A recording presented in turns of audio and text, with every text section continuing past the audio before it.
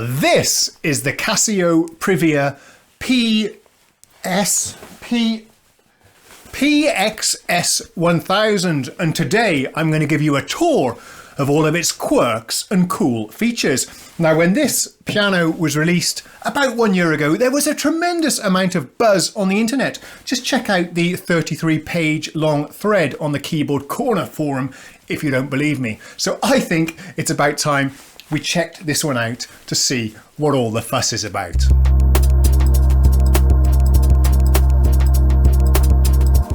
Hello and welcome to Piano Shack with me, Woody. Now, some of you might be wondering why I've gone and got another digital piano. As you may know, there is one in the other room that I play and enjoy a lot. But here in the studio, I do spend a lot of time playing VSTs on the computer, sample libraries from Native Instruments and piano modeling plugins from Piano Tech. I'm a big fan of, get a lot of enjoyment from playing those.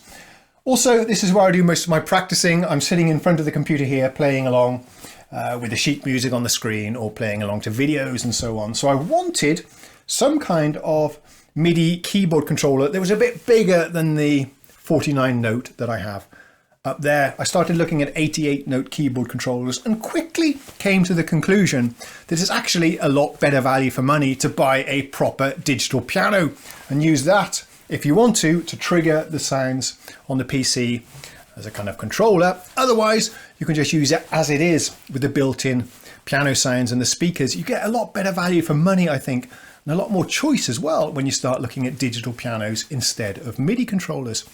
So that's why I ended up choosing one of these. Let's unbox it now and I'll explain why I did in fact choose this particular model.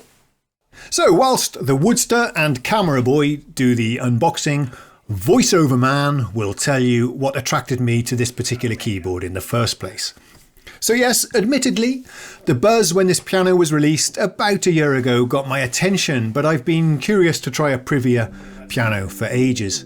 Casio have a reputation for making good instruments at attractive prices, so I felt it was time to try one out for myself. And I know many of my viewers are interested too, because I've got numerous comments and requests asking me to try one out. I reached out to an acquaintance at Casio about possibly getting a demo unit, and they kindly sent one over for me to use as long as I want. Thank you so much. This is a perfect way for me to get interesting instruments to feature and share here on the channel. They also sent the accessory bundle, and I think we'll save that for a separate video. I've had a long relationship with Casio gear. The first keyboard I ever bought with my own hard-earned cash was a CZ1000 way back in the early 80s, and I gigged for a couple of years shortly after that with a Casio Arranger keyboard that I remember very fondly. So it is fun to revisit the brand. And I also have a few Casio watches which I sadly forgot to wear for this shoot. This particular model then is at the budget to mid-range end of the spectrum, coming in at about $600, that's US dollars, and I'm sure it will be more than adequate for my needs. In fact, my requirements when looking for a home digital piano are a great piano sound, that's the most important thing, a very good action, also very important, decent amplifiers and built-in speakers, compact form factor, and with a clean and simple user interface. And it must have line outputs. You'd be surprised how many digital pianos don't have line outs. I also checked out a $2,000 digital that had neither line output or USB audio, so useless for me that needs to record stuff here on the channel, and useless for those of you using it on stage. I'm not really interested in any other sounds other than a really great piano. I don't want any bells and whistles. And by that, I mean unnecessary features, not bell and whistle patches. Although, if you want those, you'll find them on the S3000. So this piano met my requirements and has some unique features that set it apart from the competition. The first thing you'll notice is that the design is rather elegant and eye-catching in this gloss piano black finish. This is a quite unique look for a digital piano. It's also available in white, and I was very tempted by the special edition glossy red, but I thought that my viewers would probably be most interested in seeing the black model, so that's what I went for. Talking about design, Casio tell me that this is the most compact 88 with speakers on the market at the current time. Now, I did carefully consider other models from other manufacturers, but this was the model that seemed to tick most of the boxes for me. Casio are particularly proud of the action. Now, the action, if you're not familiar with the term, means the feeling of the keys themselves. Now, all pianos in this price range have hammer action keyboards that simulate the feeling of a real acoustic piano. Casio claim that despite the incredibly shallow depth of the case, the keys are hinged so that they are easy to play even towards the back of the keys, something that is important for me. It's critical when trying to play dynamically, especially on the black notes, and it's something a lot of manufacturers seem to get wrong. Now, I'm skeptical that Casio have defeated the laws of physics for pivots and levers, so let's take a closer look. I interrupt this broadcast to bring you a musical interlude. Yes, I'm sure some of you are impatient and want to hear how this thing sounds, so I won't keep you waiting until the end of the video. So I've powered it on. We are using the premium primary piano sound that comes on the Casio here. I'll play something slow and melodic so you can really hear the tone of the piano. Let's let the piano do the talking.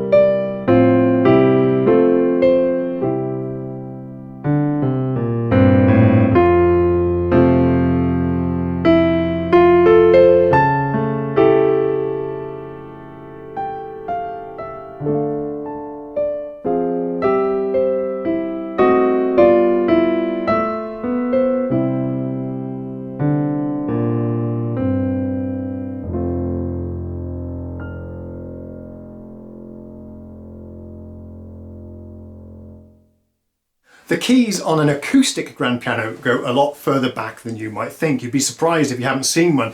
It's back here somewhere, and that allows you to put the hinge point or the pivot point quite far back from the key, and that's really important when you're playing expressively further back on the keys. Let's zoom in and I'll show you what I mean.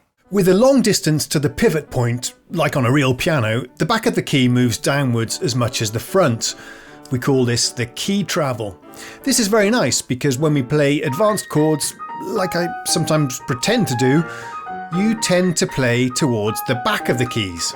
If you have consistent key travel throughout the length of the key, you can play with control and expression no matter where you strike the key. So hopefully you can see here then that the movement is less towards the back, so there have been some compromises made in the action to fit it into the small case, and it will be a bit more difficult to control dynamics when playing towards the back. However, I'm really nitpicking here and we are getting a bit analytical, but I did want to make you aware about this. To be honest, I'm not really noticing it whilst playing, and it's definitely on par with other keyboards at this price.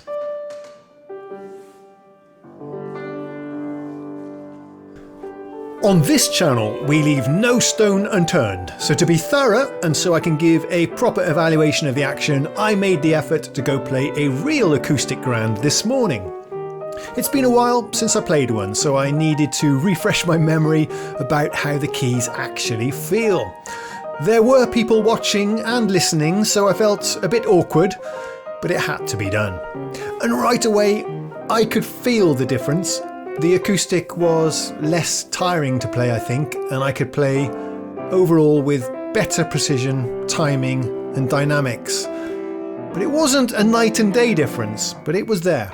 And just take a look how consistent the key travel is across the length of the key. That might be part of the reason for the difference. Remember though, this is an interesting but ultimately unfair comparison. The real Grand, of course, costs $50,000 or thereabouts, weighs 300 kilograms and is absolutely massive. And with that in mind, and given the size and affordability of digital pianos these days, it's pretty incredible how close they come to the sound and the feeling of the real thing. Whilst I was there, I spent a good hour playing the Grand, and it was absolutely wonderful. Casio, interestingly, also makes some extremely high-end digitals in partnership with an acoustic piano manufacturer, Bechstein. They call these the Grand Hybrid. I'm really hoping to have a go on one of those one day. Whilst we're talking about the action, I can mention the keys have a lovely textured feel to them to simulate the feel you'd get from a real ebony ivory keyboard, I suppose. Something I'm not particularly used to, but I'm enjoying it a lot. I think some players might find it a bit excessive, but I like it. Another thing to note is that it's a fully weighted action, of course, as you would expect at this price range. Graded weighted action, meaning it's a heavier response at the bottom than the top, although not dramatically so. Also, another thing to note, this action doesn't have escapement, which is a slight notch you feel when depressing the key very slowly. Other pianos in this price class do have that. That adds a little bit to the realism. Another thing I've noticed is that the keyboard action on this is extremely quiet. Listen to this. Which is really important for me that often uses a microphone to capture what I'm saying as I'm playing. I'm not going to pick up too much background clunking and clatter that messes up the audio. And important for you, if you play at home with headphones, you're not going to disturb the other people in the room as much. Well, probably not at all with this. It's really quiet, that's great.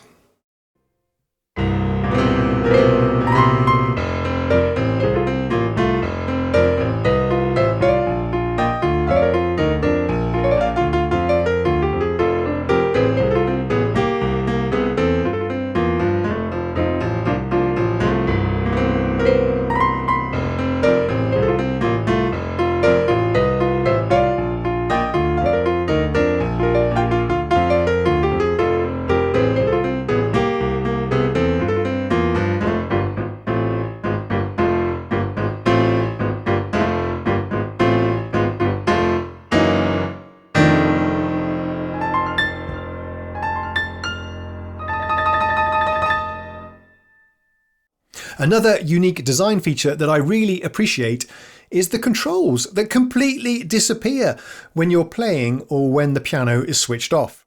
I tend to avoid pianos with a busy control panel, and especially those that have displays. This really turns me off. So screens need to be hideable, or even better, non-existent. But that's just me. When playing piano, I want the technology to go away so you get closer to the experience of playing an acoustic piano. Let's take a look at how Casio have implemented this. It's pretty cool. I'm really impressed with what Casio have done with the display here. With the buttons, they completely disappear. You can just about make out a little bit of the text if you look at certain angles, but otherwise you've just got a glossy black piano finish here, which is really nice. But power it on and the buttons illuminate and come to life. It's a really discreet hidden control panel there, which I like. And I know for sure on the S3000, the next model up, there is a setting to dim these or switch them off completely when you're not using the buttons, when you're just playing, which is really nice. So the technology fades away into the background. I'll have to investigate if there's a similar setting for the 1000.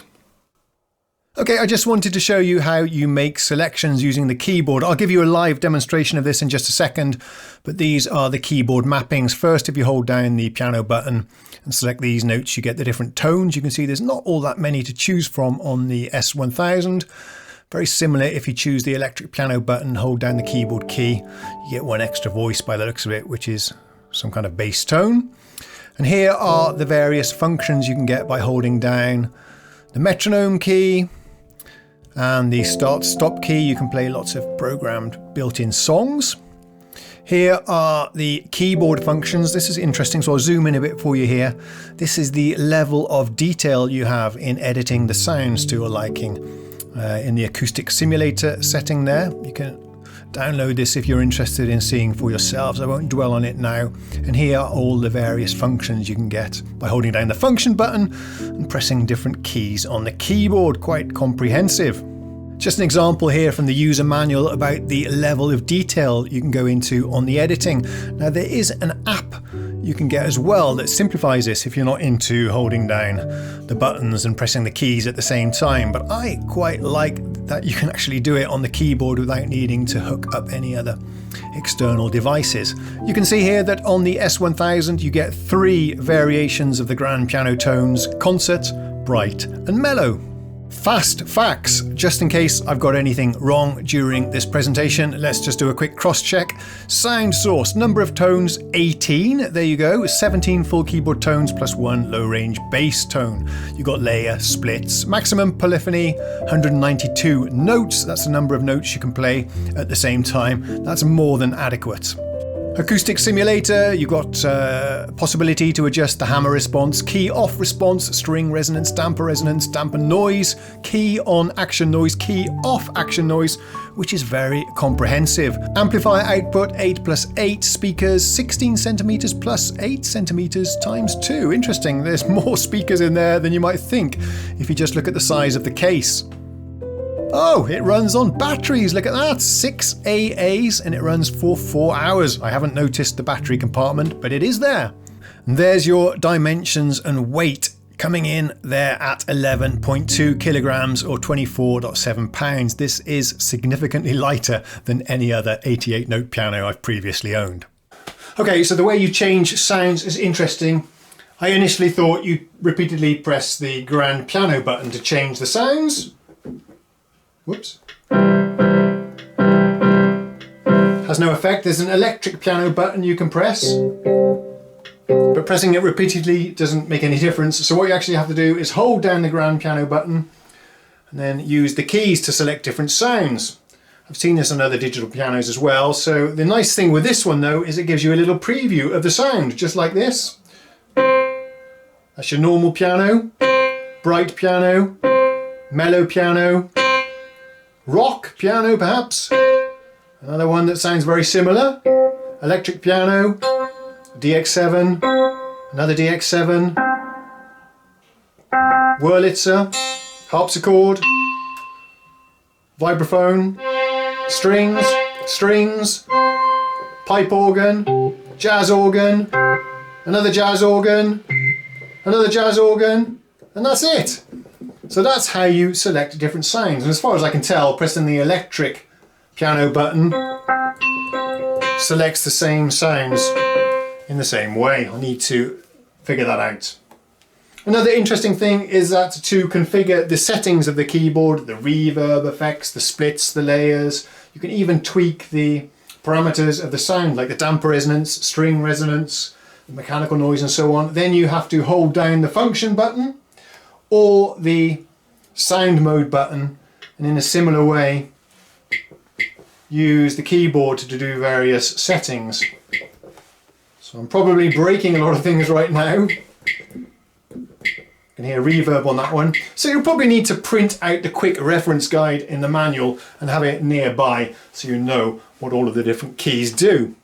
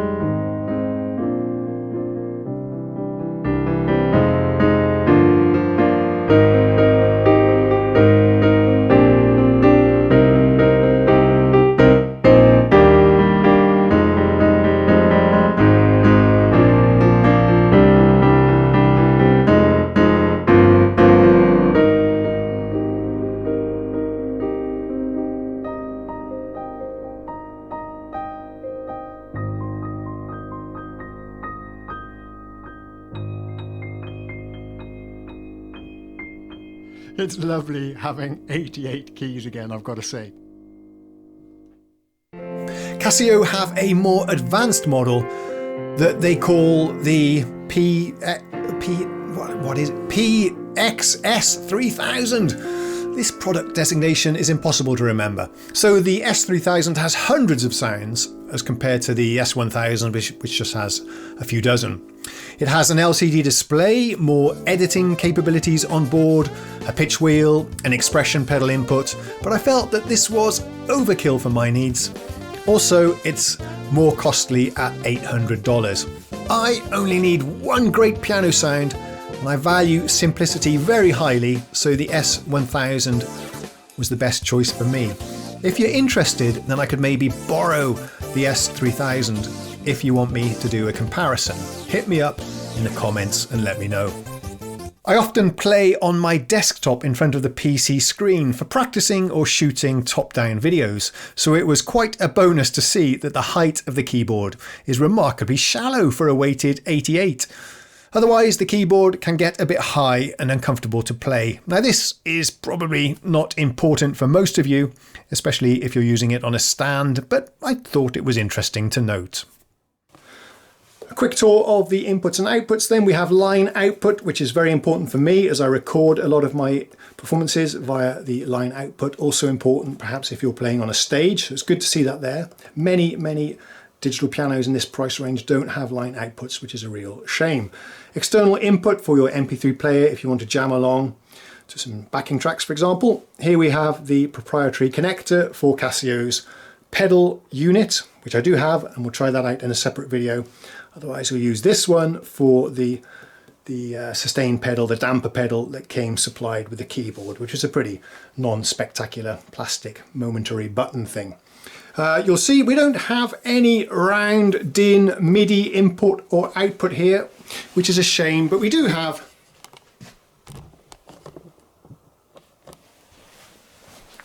USB for the MIDI input and output, and also for connecting to smartphones and so on. Unfortunately, this one doesn't send audio over USB. There's also a pair of headphone outs on the front. Yes, a pair, two of them, but only 3.5mm jacks. It would have been nice to support the bigger format. Can't remember the exact size, you know what I mean. So you can connect professional headphones without the little adapter that's prone to breaking. The speakers fire outwards from the back of the keyboard towards the audience, so that's handy if you're doing a recital. But the sound that you'll hear yourself as the player is reflected back at you from the walls. So I think this one would actually sound best if you were to push it up against the wall, which is normally how you play one of these, I guess. Why don't we try the Mellow Grand?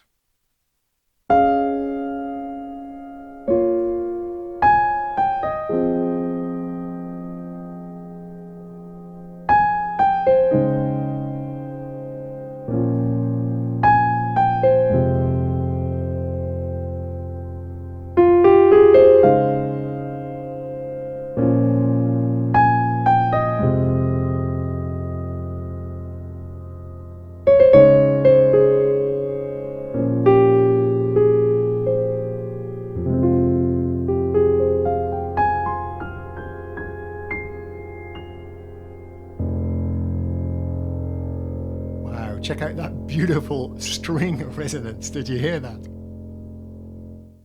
Okay, let's wrap this up then by me giving you my first impressions review. Remember, first impressions, I've only owned this one for a couple of days, but we'll go through my criteria and requirements and see how closely this fits the bill.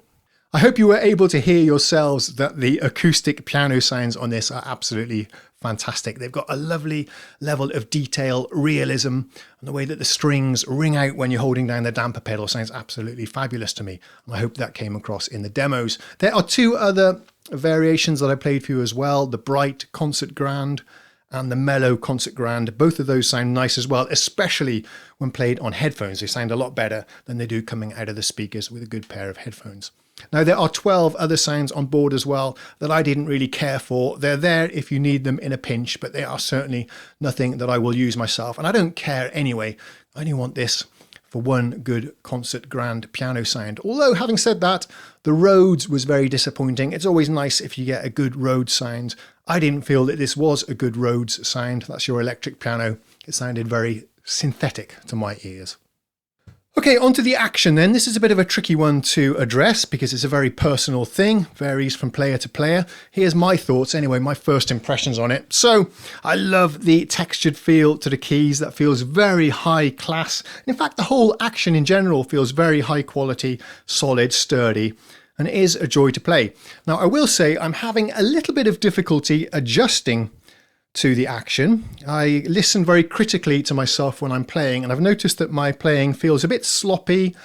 The precision that I'm looking for is not there, and the timing is a little bit off. And I think this is down to me having to adapt to this action. Perhaps it's a heavier action than what I'm used to, and it might also have something to do with the pivot points here. And here's the advice I'd give you then.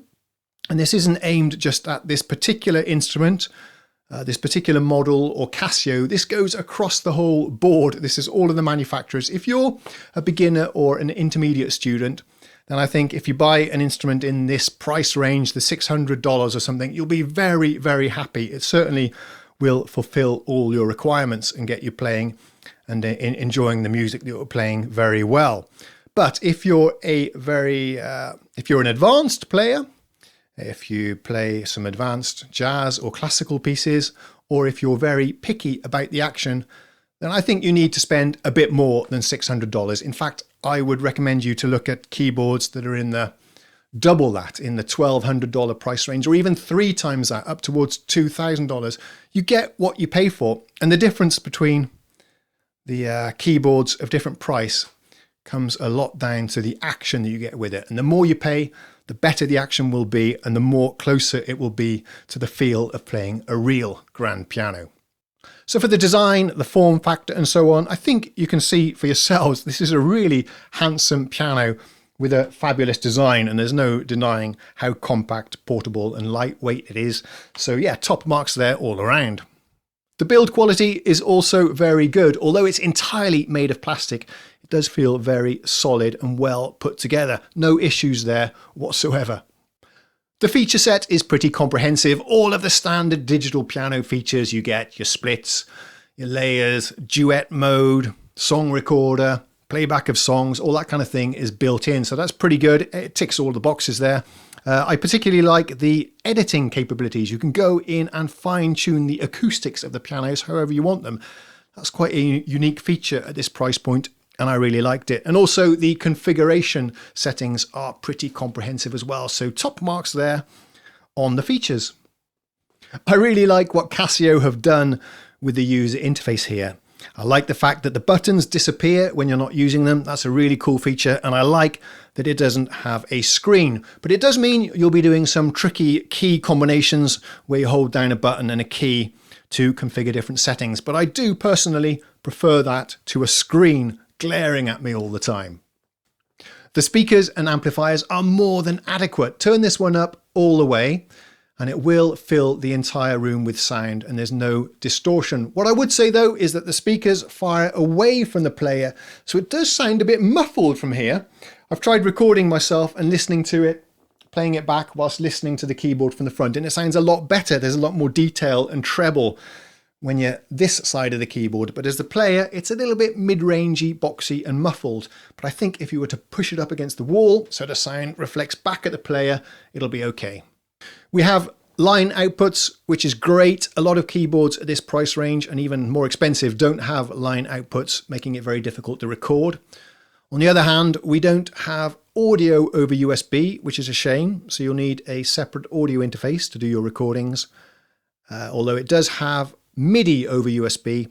Also, Bluetooth MIDI is supported as well. This thing has Bluetooth. We have 2 headphone ports on the front, which is really nice. Shame one of them wasn't in the bigger size, so you could use either type of headphone jack plug. I'm a bit disappointed we don't have MIDI out and MIDI in on the regular round DIN sockets, but this is also very typical for keyboards at this price range. You lose out on that, which is a bit of an oversight, I think, because this would have been a perfect keyboard to have on the bottom of a keyboard rig. With regular MIDI out sockets, you would have been able to trigger sounds from the synth or whatever you had on top as well, but you won't be able to do that. But I guess for most players, that really doesn't matter. All in all then, I think this is a very strong contender at this price point, and I hope I've given you enough information and the demos to help you decide between this and the competition, but definitely this should be on your shortlist. That's it for today then. I hope you made it this far in the video. Thank you. If you did, I'd like to hear your thoughts on what kind of videos or topics you'd like me to address with this in the future. I've got this for a little while, so we can do a few more videos about it, but what would you like me to do? Let me know in the comments. Thanks so much for watching, liking, subscribing. Thanks to Casio for sending me one of these so I can try it out. I'll see you again next time. Cheerio.